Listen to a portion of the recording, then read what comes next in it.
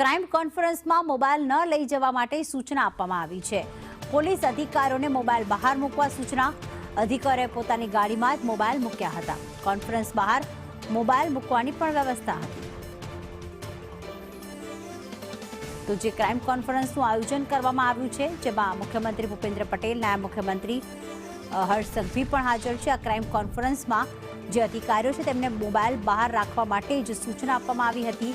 બધા જ senior IPS અધિકારીઓને પોતાની ગાડીઓ બોલાવીને મોબાઈલ બહાર મુકાવ્યા હતા।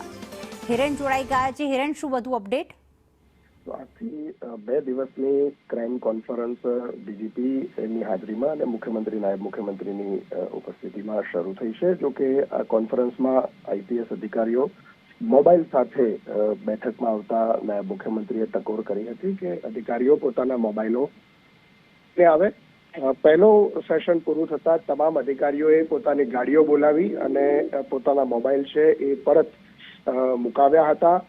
સાથે ત્યાં ગાંધીનગર પોલીસે મોબાઈલ મૂકવાની વ્યવસ્થા કરી હતી। જો કે અધિકારીઓએ એ વ્યવસ્થામાં મોબાઈલ મૂકવાના બદલે પોતાના કમાન્ડોને બોલાવી અને પોતાના મોબાઈલ છે એ ગાડીઓમાં મૂક્યા। એ પ્રકારના દ્રશ્યો સામે આવ્યા હતા।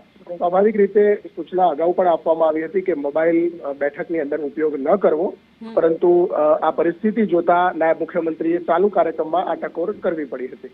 બિલકુલ, આભાર હિરેન તમામ વિગતો માટે।